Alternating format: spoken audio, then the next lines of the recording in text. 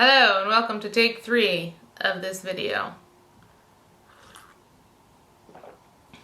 Ooh, finally at a normal temperature. And welcome back to the final segment of the Pagliacci series and another episode of Does This Opera Work in 2020? Leave your comments below of whether or not you think right off the bat that this works in 2020 and should remain in the canon of opera, but here I will get critical at the topics of the opera. What are the themes, and does it work? Should we keep it in? Is it sustainable? Should you go and see it? Well, let's take a deep dive. Right off the bat, I'm going to tell you, in my opinion, it really does. Pagliacci has not only become a staple in the opera industry, but it also has become a staple in theater and movie, pop culture, and TV because it is so theatrical and is...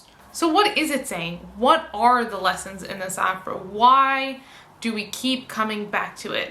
Well, if you'd like to know the full story, obviously go check out my synopsis, which is right there.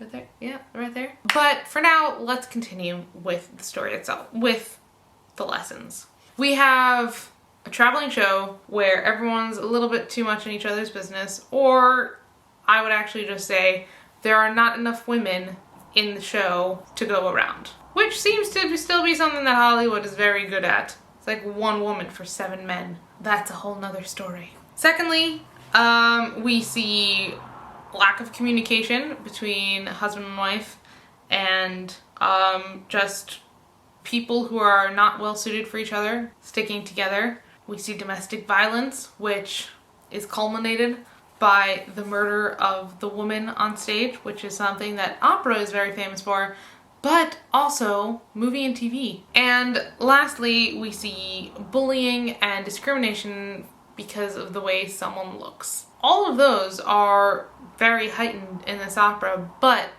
what's really interesting, I think, is that it is all shown in the backdrop of a theater performance. All of these things are demonstrated to us in Act 1 as it is real, with people's emotions dramatized as like, this is the way things go. Very straight theater, very dramatic. But then, in the second act, we see the entire first act made into a comedy, which one of our main characters, Tonio, explains extremely well at the beginning of the opera in his prologue, showing us what theater is really about. And even though these characters have funny costumes on and just are all about the make-believe and making fun and joyous, it's all things that have happened before and that are real, and that real people have experienced this.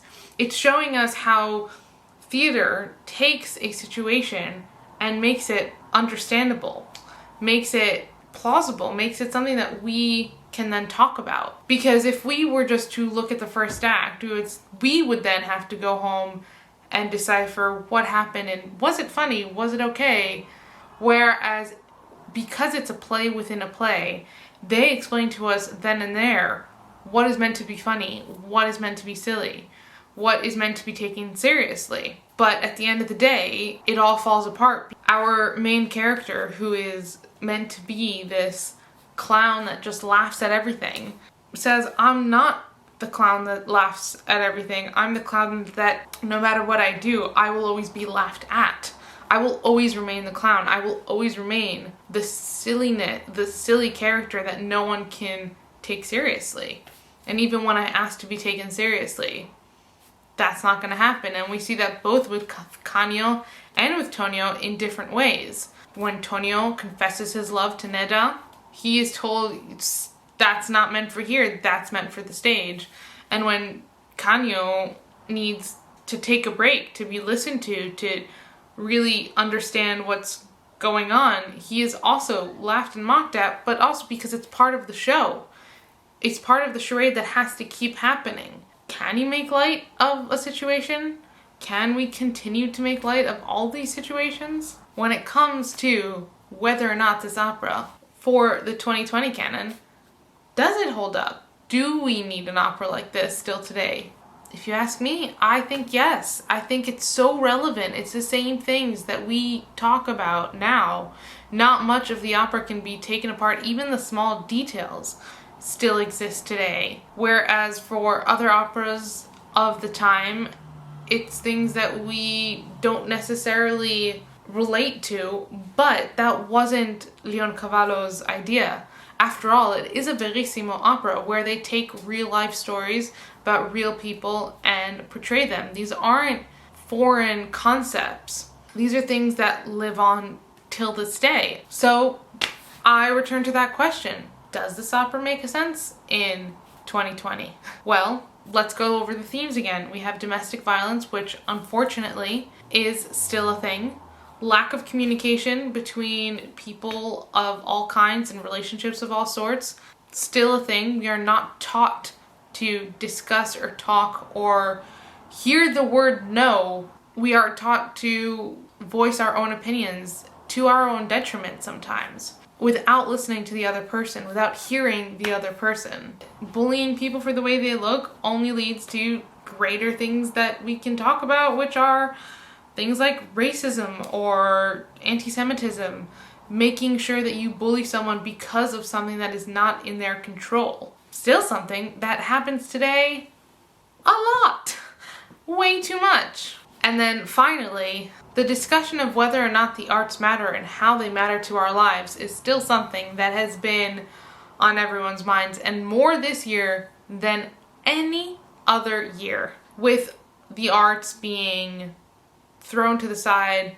and taken for granted by being free everywhere and everyone disvaluing everything that goes into the work that makes theater and opera and TV and movies happen. So yes, does Pagliacci matter in 2020? The answer is Falstaff flipping yes. And with that, I think it's time we say goodbye.